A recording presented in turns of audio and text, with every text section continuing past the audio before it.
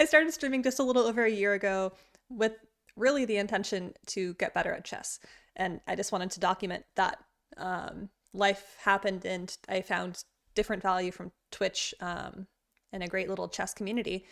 But when I started streaming, my rapid rating was 1620. And now my high rapid rating is 1898. Um, so close to that 1900 milestone, but just didn't quite get there. So here's the graph of my year. You can see that towards the beginning of my year on Twitch, I kind of had some big tilts as I was, I think, adjusting to streaming. And at one point, I dipped down into the 1400s and very quickly shot back up. And then it's been very slow progress. Um, Very slow progress where I kind of make these giant leaps and then dip down and kind of normalize and then eventually get a little bit more progress, and it's getting harder and harder to make progress, but we're getting there. And Drift King has a good question. How long did it take for me to get to 1600? I didn't really try to improve in chess prior to this year. I learned a lot of chess from YouTube and stuff, but I didn't really study. I didn't analyze my games. I started playing in December of 2021. I think that's the right time when the Queen's Gambit came out, and did a little bit of Rapid, but a ton of Blitz. So 1600 in Rapid was just my natural settling point for my chess knowledge at the time. And the rating points I gained this year were intentional rating gains. And yeah, adult improv and improving is hard. So the first thing I want to talk about is what chess have I learned in this past year? Because there's a lot of chess to learn. And now we have some fancy animations. Oh, opening repertoire.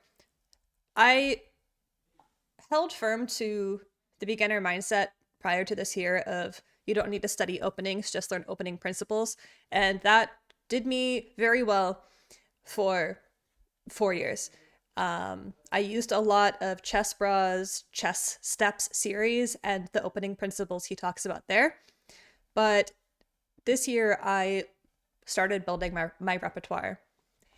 And in particular, I went through all the priority lines of Alex Banzia's Caro-Kann course on Chessable and John Bartholomew's D course on Chessable.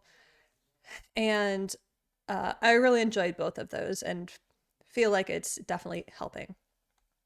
Chessbrah, Chess Steps, Plummerville, yes.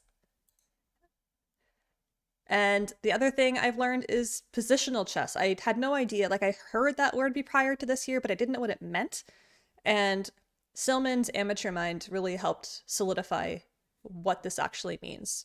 I think positional chess is something I'm still learning, but I at least know some of the ideas. For example, I know bishops and knights are both worth 3 points, but their 3 points have different strengths and weaknesses depending on what kind of game you end up in.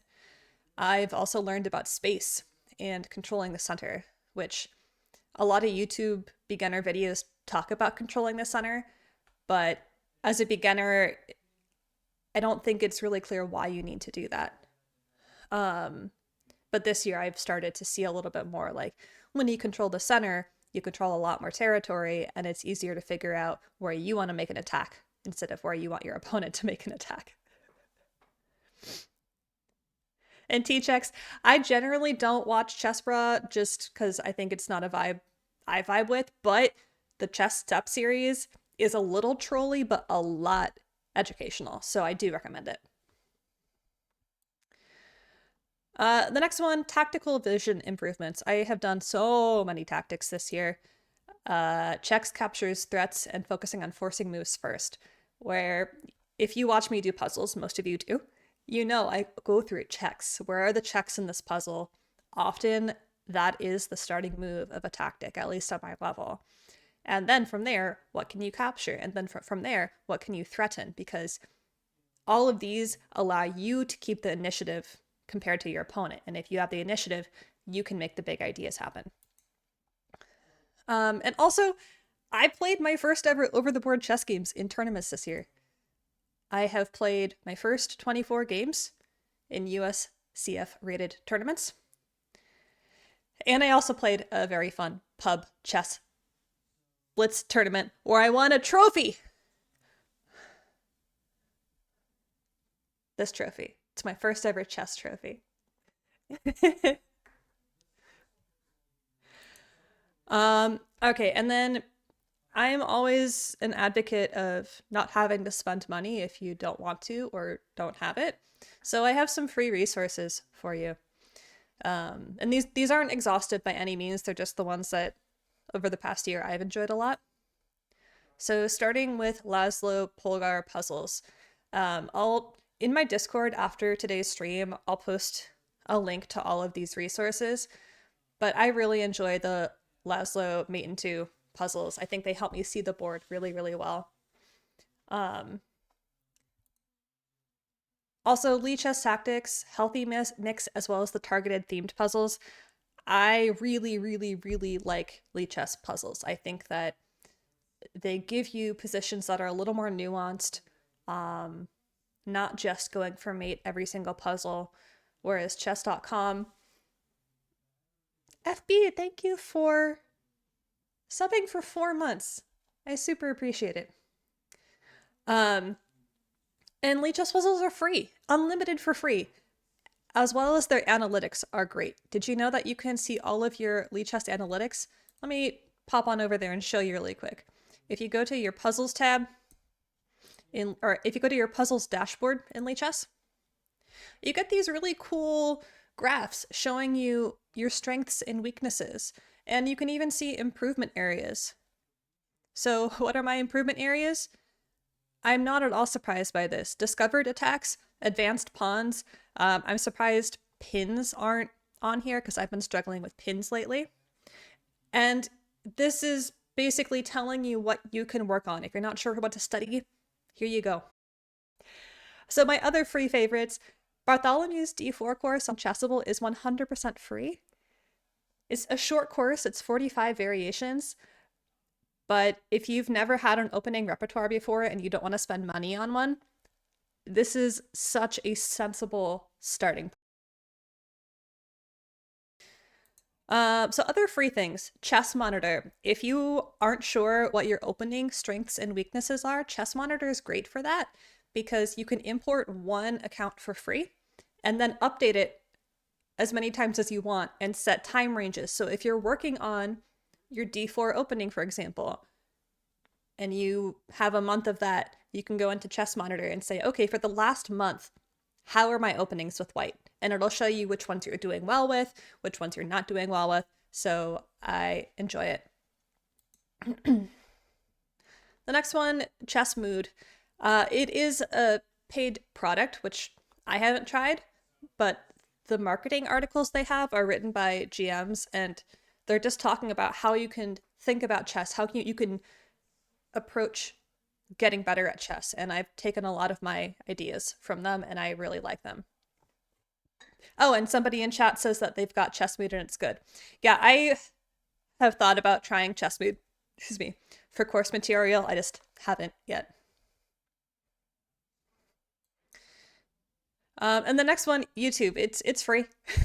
And in particular, here are some of the YouTube channels I've been enjoying this year.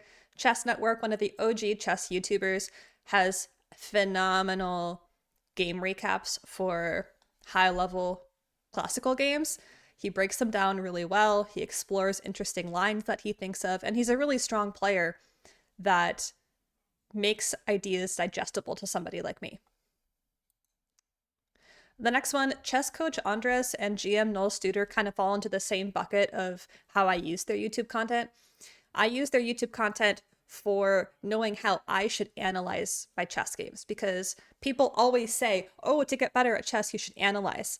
But how? Like, what does analyzing mean? Anyone can go through the moves of a game, but it's kind of like trying to catch water if you're not trying to catch it the right way. And so Andres has a really great video that talks about when you're analyzing, don't use the arrows that chess.com or Lichess automatically supply for you. Turn the arrows off, think about the moves yourself. And then Noel Studer is a new one to me, but he talks about a 3x3 way of analyzing games where you focus on three specific moves from a game and think about them, kind of why you made it, why it was wrong, what you should have done. And that type of very concrete thinking works well for me. In Bishop Stars, yes, you watch people on stream analyze their games and just cringe because, like, look, we can all go through an analysis here together right now. And what does analysis mean? Okay.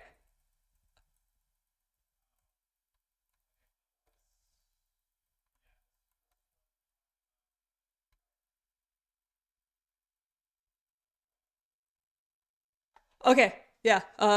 So, I guess I learned in that game, that's of it. That's it. um, so we've all seen it. We all cringe at it. But what's the alternative? And I found that Andres and Studer had good, concrete alternatives for that. Now, this YouTube channel is just for fun. The name makes me cringe, but the content is hilarious. It is for if you just need a palate cleanser of chess. Um, Basically, the channel creator takes dumb challenges from viewers. Like today, I watched one where he couldn't use a piece to capture another piece if it was being attacked by another piece. So, and it's all 100 elo chess. So it's just hilarious. It's very funny to me. Check it out. And then RIP, but Naroditsky's Endgame series was so eye-opening for me. I still haven't finished it. I found it kind of late in my year, and I haven't had the heart to go back to it, but it deserved a nod here, because of the way he breaks down chess. All right, so next I want to talk about some challenges I faced in my year of trying to be an adult improver in chess. The first one is life. Adults, we all have things going on: illness, work, other hobbies, and carving out consistent time for chess is tough. There were definitely weeks where I didn't play well or didn't play at all because life. But, I think overall consistency is more important. So if you take a week off or have a bad week, you just have to keep going at it. The next one, dealing with tilts. I've definitely had a couple tilts this year that were so frustrating. And in order to deal with that, I just turned the elo off, because the one thing about streaming that is a little stressful for me, it's 99% positive, but the stress is I want viewers to see that I'm making progress and be able to root for me. And when my elo is not increasing, my goal isn't being met, Twitch is less exciting in my mind. So if I just hide the elo for a little while and focus not on that being the chess goal, but instead just playing good chess and having that be the goal, I find it kind of helps me get out of tilts. But then I turn the elo back on because I'm always curious. So turn it on, turn it off. There's no correct or incorrect way to do it. And then kind of to what we've been talking about in chat is I have had a very hard time knowing what it means to study effectively or create a study plan in chess. Because yeah, people say analyze your games. People say do tactics. People say don't just play games. But they don't say what you actually should do on a day-to-day, week-by-week, month-by-month basis. And so I'm just starting this. I don't have the results yet. But after a year of trial and error, I feel fairly good that this is a good approach for me at my level. If you're a beginner or you're advanced, maybe this isn't going to work. But I'm calling it the 1-1-1 study method, where 1/3 of my time is tactics, 1/3 of my time is games, and then 1/3 of my time is just a bucket I'm calling study. That is everything else, whether it is reading endgame books, doing my opening repertoire courses, going through books on positional chess, or The Art of Attack is a book I just bought on Chessable. All of that kind of goes into that final bucket. And I think that if I can think every day when I'm studying, like, okay, I've spent 30 minutes on tactics, I only have an hour left to spend studying, divvy it up that way. So I'm hoping that's going to help me. And then the final one I think for this slide is consistency. It can be really hard to feel like you're building momentum if a couple days you don't have time for chess, and then you're like, well, there goes my study plan, I didn't do any chess. But that's okay, because it is a marathon, not a sprint. And if you do a little bit of chess a couple days a week, it's better than no chess, right? And I think this is my last slide. Let's see. Yes, this is my last slide. So what are my main takeaways from a year of improvement? Tactics, tactics, tactics. It still does. It comes down to tactics. Like in my loss analysis that I've been compiling, the number of games that I lose because of one move blunders or short blunder sequences that I overlook, it's very high. And continuing to build my tactical awareness is, I think, the best way to deal with that. But I do recommend not just doing the same kind of tactic every single day. Multiple sources, multiple modes. And so when I say multiple sources, if you always do your puzzles on chess.com, try Lichess. If you always do your puzzles on Lichess, try chess.com. Throw in Chess Tempo and Aim Chess in there, because all of them have slightly different algorithms for how they present puzzles at different ratings. And I think I kind of had one of my biggest gains in ELO after I switched from chess.com puzzles to Lichess Healthy Mix puzzles. Nothing against chess.com puzzles. I still use it a lot for Puzzle Rush, Survival Mode, and 3-minute puzzle rushes, but the Lichess puzzles just kind of scratched a better itch for my brain. And we have a couple more suggestions happening in chat. And Chess Tempo, I need to give Chess Tempo another try. I'll be completely honest with that. It's also free for my free resources, but I didn't include Chess Tempo as a free resource because I personally haven't used it much this past year, although I do want to add it back in. The next one, effective analysis. We talked about this already, but knowing what does it mean for you to analyze your game effectively? How do you learn from your game effectively so you decrease the odds of making the same type of error in another game? Because that's at the end of the day why we're supposed to analyze our games. You're not just analyzing for the sake of analyzing. You're analyzing so you don't make the same goof again. And sometimes that's hard, especially if you like to spam games at 10 o'clock at night. Not talking from personal experience. Yeah, so 3x3 I talked about. Blunder deck. Oh, I haven't talked about my Blunder deck, but I'm using a flashcard app.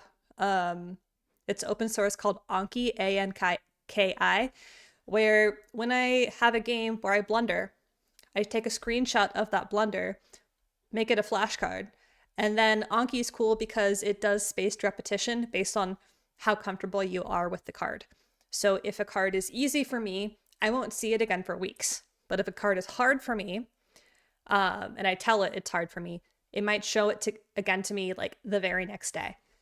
So I am building a flashcard deck of all of my worst hits in chess. So that hopefully, going back to the analysis point, I don't make the same mistakes again. And Krishna, do I believe in engine-assisted analysis or non-engine?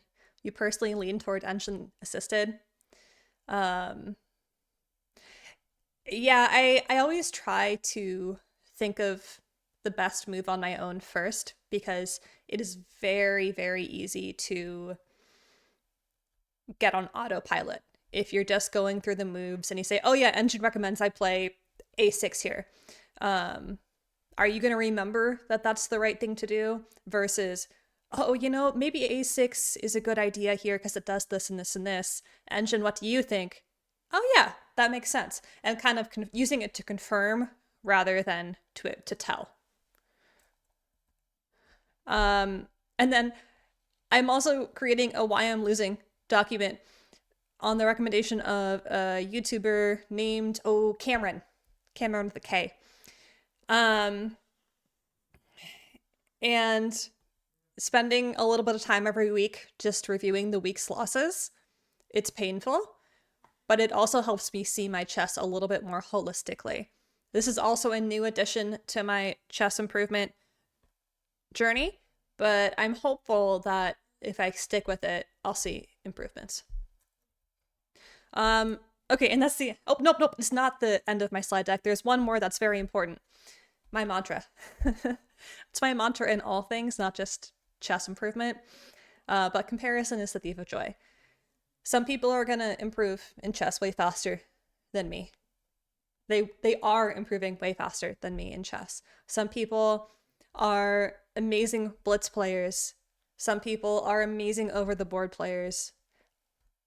And if I compare myself to them, what good does it do me? It just demotivates me and feel bad about the progress I'm making. And why? So what's the point of comparing? Much easier said than done. How many times do I find myself comparing myself to someone else in whatever capacity, whether it's chess or streaming or improv? Like, yes, it happens, but then I just stop myself and I say, you know what?